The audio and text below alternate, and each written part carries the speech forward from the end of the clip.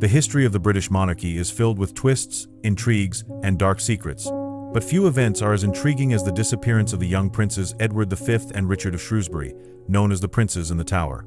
During a period of intense power struggles, these legitimate heirs to the throne were placed in custody in the Tower of London and, shortly thereafter, vanished without a trace, leaving behind a mystery that has persisted for more than 5 centuries. Who was responsible for the princes' disappearance? Were they victims of a brutal murder, a secret exile, or did they live under new identities? And perhaps most importantly, what does this story teach us about the dangers of power and the shadows it casts? The disappearance of the princes in the Tower occurred during the period marked by the Wars of the Roses, a dynastic conflict that set 2 powerful houses, York and Lancaster, in a fierce struggle for the throne of England. This clash was not merely a political dispute but also a familial one, involving betrayals, fragile alliances, and bloodshed that deeply affected English society. Edward IV of the House of York emerged as one of the victors of this tumultuous war. He consolidated his power and ruled with strength and charisma, but not without controversy. His marriage to Elizabeth Woodville, a widow of lesser lineage, caused discontent among the nobility, who saw the union as a threat to the balance of power at court. With the sudden death of Edward IV in April 1483, the stability he had achieved began to crumble. He left as his heir his eldest son, Edward V, who was only 12 years old. Like any child in such a position, Edward was vulnerable to manipulation, and his chances of ruling depended entirely on the adults around him. It was in this context that Richard, Duke of Gloucester, Edward IV's younger brother, was appointed protector of the realm. At first, this seemed like a sensible choice. Richard was a respected military commander and appeared loyal to his brother's memory. However, Richard's actions in the weeks that followed would change the course of history. Richard began to question the legitimacy of Edward IV's children, claiming that the king's marriage to Elizabeth Woodville was invalid due to a supposed prior contract with another woman. This allegation, which was never fully proven, paved the way for Richard to declare the princes illegitimate and take the throne as Richard III. Meanwhile, Edward V and his younger brother, Richard, Duke of York, were placed in the Tower of London. While the Tower was traditionally a place of protection for royal heirs before their coronation, the context drastically changed with Richard III's rise to power.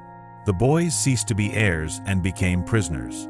This transition marked a critical point in history.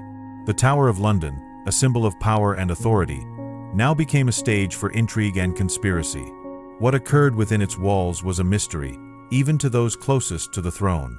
The coronation of Richard III in June 1483 was met with suspicion.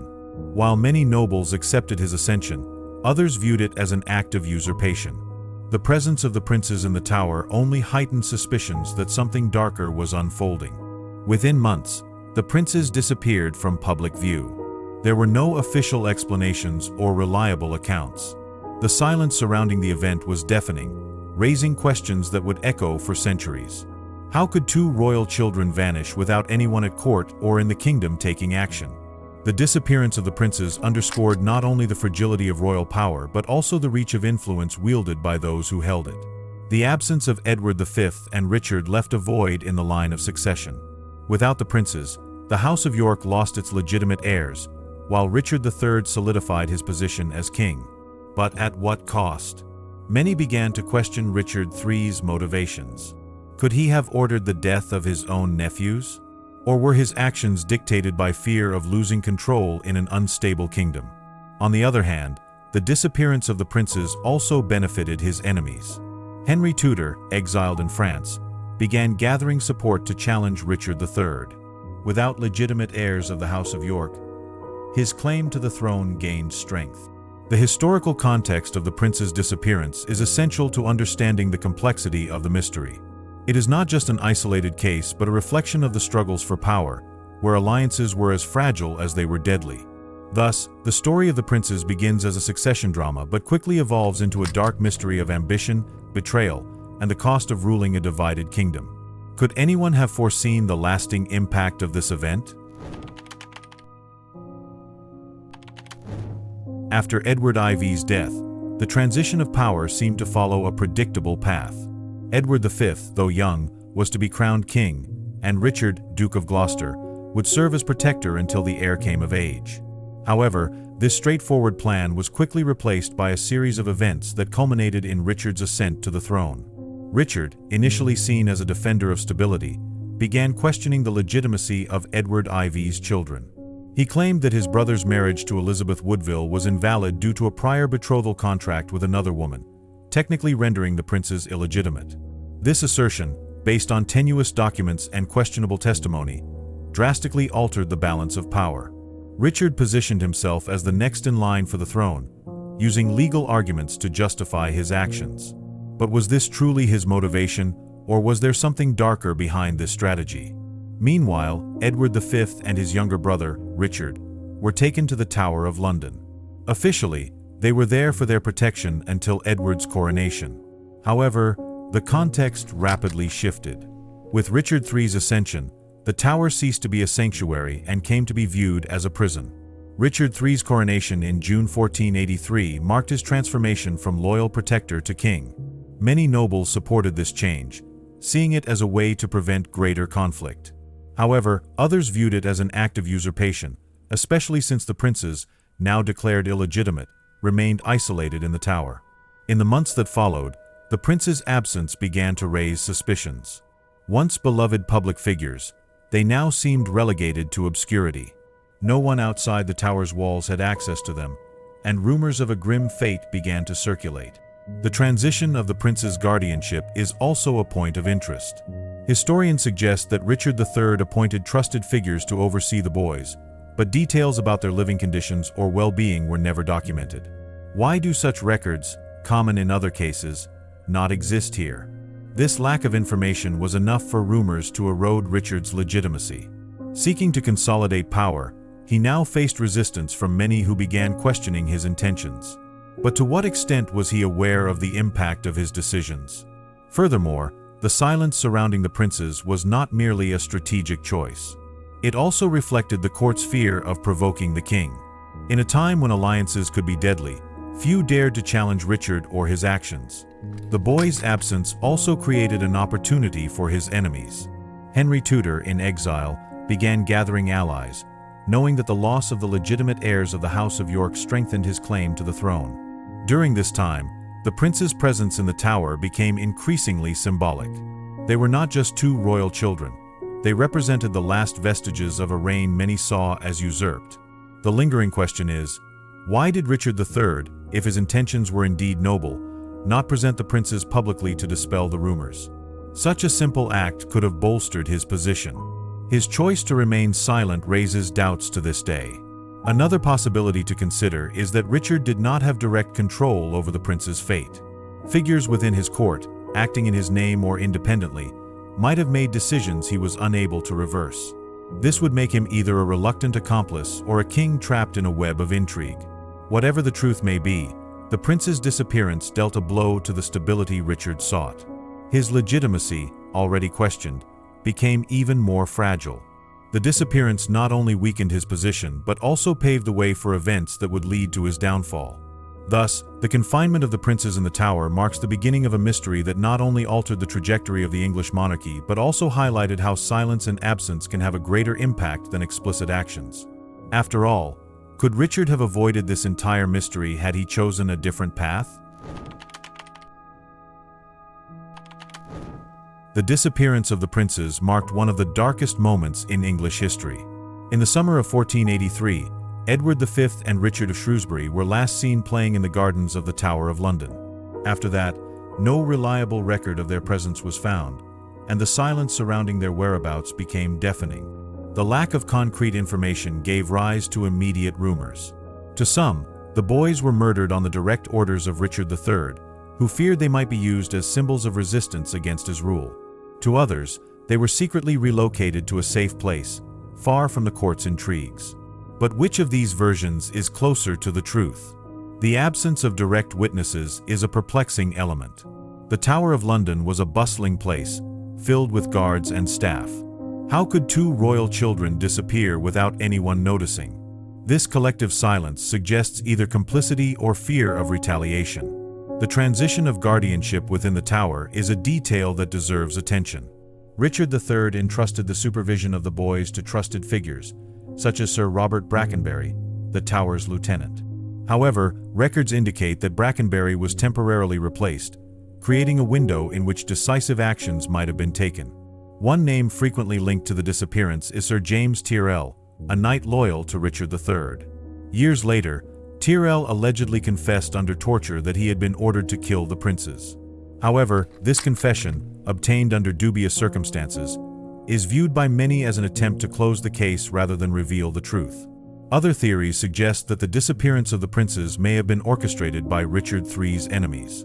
Henry Tudor, preparing to claim the throne, had much to gain from the absence of the York heirs. This possibility raises the question: who truly stood to benefit most from the boys' disappearance? There is also the hypothesis that the princes died of natural causes during their confinement, and that their deaths were covered up to avoid political complications. But if that were the case, why didn't Richard issue an official account to protect his reputation? The lack of official documents concerning the princes after the summer of 1483 deepens the mystery. No correspondence, reports, or financial records directly mention the boys. This deliberate omission suggests a conscious effort to erase any trace that might lead to the truth. To the public of the time, the disappearance of the princes was both a scandal and a tragedy. Many began to distrust Richard III, whose rise to the throne was already seen by some as illegitimate. But was this suspicion evidence of his guilt or merely a result of his controversial position? The Church also played a significant role in the growing suspicions. As a powerful and influential institution, its silence regarding the prince's fate was interpreted by many as complicity. Was the Church an accomplice to Richard, or was it simply avoiding involvement in a royal scandal? Meanwhile, outside England, news of the disappearance reinforced the narrative of Richard III as a tyrant. This portrayal was particularly useful to Henry Tudor, who used the prince's disappearance as part of his propaganda to justify his claim to the throne. The case of the princes also had internal political consequences. Many nobles who had supported Richard began to desert him, questioning his legitimacy and morality. For some, the disappearance was the breaking point that led them to switch allegiances to Henry Tudor. Despite widespread suspicions, no one dared to confront Richard directly about the prince's whereabouts. Did this silence reflect fear of royal power or an acceptance that, in times of instability, extreme actions were inevitable? The question remains: what truly happened within the Tower's walls? Were the princes killed on Richard's orders, secretly relocated, or was something even more complex at play? The lack of clear answers has perpetuated the mystery, making it one of history's greatest enigmas. The disappearance of the princes not only marked the beginning of the end for Richard III's reign, but also cast a shadow that continues to linger over the British monarchy. After all, how could two royal heirs vanish without a trace in one of the most documented periods of English history? The disappearance of the princes gave rise to numerous theories attempting to explain what truly happened to Edward V and Richard of Shrewsbury. These hypotheses, ranging from murder to escape, reflect both the complexity of the case and the difficulty of uncovering clear answers in a context so rife with political intrigue. The most widely discussed theory is that Richard III ordered the boys' murders. For many historians, this argument is logical. The princes posed a direct threat to his legitimacy as king. Eliminating them would ensure no significant resistance to his reign. However, this theory has its flaws. If Richard had ordered the killings, why did he not present a public justification, such as accusing them of treason or conspiracy? In that era, eliminating rivals was common and rarely questioned as long as it was properly justified. Another hypothesis suggests that the princes were murdered not by Richard's order but by individuals within his court who believed they were acting in his interest. This would place Richard in a difficult position, aware of the deaths but unable to undo the political damage they caused. The figure of Sir James Tyrrell is central to this discussion. Years later, he allegedly confessed under torture to carrying out the prince's executions on Richard's orders. However, this confession came during Henry VII's reign, a time when demonizing Richard III was politically expedient. Does this not weaken the credibility of the account? An intriguing alternative suggests that the princes were not murdered but sent into exile. France and Burgundy were common destinations for safeguarding noble figures in times of crisis. This theory would explain the lack of physical evidence and the enduring silence surrounding the case. The story of Perkin Warbeck, who emerged years later claiming to be Richard of Shrewsbury, supports the possibility that at least one of the princes survived. Warbeck managed to gather significant supporters, raising the question: was he a skilled impostor, or could he have been one of the lost heirs? Another line of thought implicates Henry Tudor, the future Henry VII, as a possible culprit. He had as much to gain from the prince's elimination as Richard did. Without legitimate heirs of the House of York, Henry's claim to the throne was strengthened, unifying the houses of York and Lancaster under Tudor rule. The absence of official records further fuels conspiratorial theories. Why are there no documents detailing the prince's fate? Was this a historical oversight, or a deliberate effort to erase any trace of the truth? Some historians believe that the disappearance was used as a political tool by both Richard III and Henry VII. The silence surrounding the princes allowed both to craft convenient narratives to bolster their respective positions. More speculative theories suggest the princes were kept alive but in secret, possibly as hostages or bargaining chips. While intriguing, this hypothesis lacks concrete evidence to support it. The influence of Tudor propaganda cannot be ignored. Henry VII had a clear interest in portraying Richard III as a cruel tyrant and usurper responsible for atrocities like the prince's disappearance. Was this narrative amplified to solidify Tudor dominance? Another possibility is that the princes fell victim to external circumstances, such as illness. Life in the Tower of London was not necessarily comfortable, and deadly diseases were common. But if this were the case, why were their deaths not officially announced? It's worth considering that the prince's disappearance may have involved multiple actors, each with their own motivations. Perhaps their deaths or disappearances resulted from a series of interconnected events rather than a single deliberate act. These theories, while fascinating, highlight the complexity of the case. They not only attempt to fill the gaps left by history but also remind us how political power shapes narratives, obscuring the truth to serve specific interests. Will we ever have a definitive answer, or will the mystery of the princes in the tower remain an eternal enigma? The truth about the fate of the princes in the tower may remain hidden, but fragments of evidence have surfaced over the centuries, suggesting more than they reveal. In 1674, workers discovered bones buried beneath a staircase in the Tower of London. Though officially attributed to the princes, the remains were interred without conclusive examination. What secrets might these bones hold if analyzed with modern technologies? The discovery of the bones was, in itself, no coincidence. The tower, with its hidden corridors and chambers, carries centuries of secrets. Could other clues still lie buried, waiting to tell the story that time has sought to erase? Sir James Tyrrell, a name often linked to the disappearance, allegedly confessed under torture to having been ordered to kill the boys. This confession, though contested, strangely aligns with rumors circulating at the time. Was he a calculated executioner or merely a pawn in a larger game? Records from the era show that Richard III's decisions were often calculated and methodical. The silence surrounding the princes may not have been negligence, but a deliberate strategy to guard secrets that could destabilize his reign. Another intriguing detail is the absence of official records. There are no accounts of the prince's care or conditions of confinement after the summer of 1483. This silence is itself a powerful statement. What was being hidden, and by whom? The Tower of London, known as a place of intrigue, has been the site of numerous disappearances throughout history. Yet the case of the princes remains unique in its complexity. The shadows of the tower seem to whisper tales of conspiracy, of decisions made in the darkest hours of the night. Tudor propaganda, however, provided a clear and calculated perspective. Richard III was transformed into the ultimate villain, the archetype of a ruthless tyrant. Could it be that the truth about the princes was buried beneath this carefully constructed narrative? Shakespeare perpetuated this image in his play Richard III, cementing him as a monster in popular memory. But what if the monster was a reflection of collective fear and the need to blame someone for the prince's fate? The discovery of Richard III's remains in 2012 revealed a figure different from the one depicted in Tudor propaganda. Although he suffered from scoliosis, he was not the grotesque caricature the Tudors had painted. What other truths about his life might still be hidden? There are also theories of exile. France and Burgundy were potential destinations for the princes, especially if someone sought to protect them. The story of Perkin Warbeck, who claimed to be Richard of Shrewsbury, lends weight to this possibility.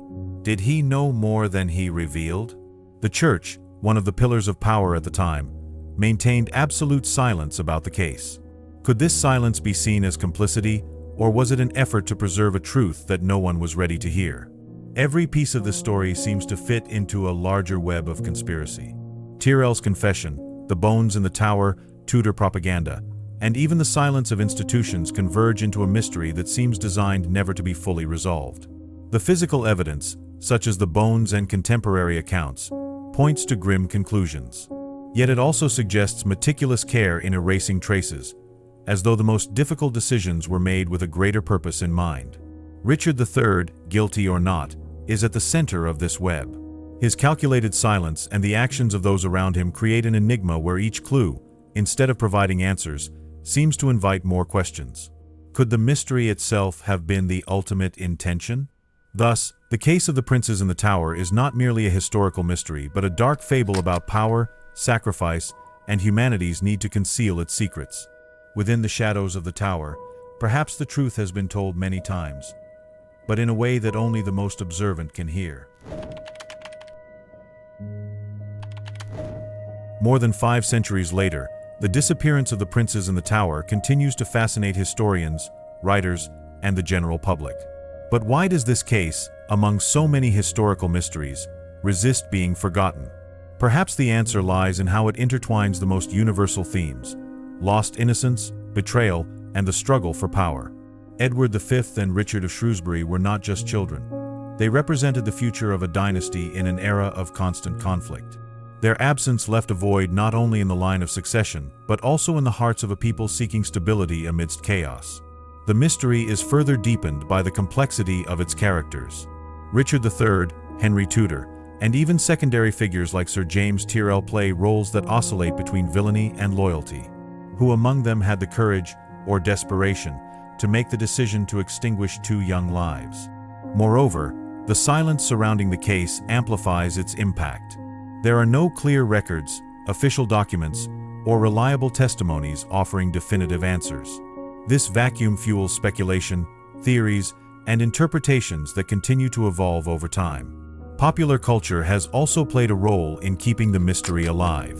From Shakespeare's plays to historical novels, each new portrayal adds layers to the story, often blending fact with fiction.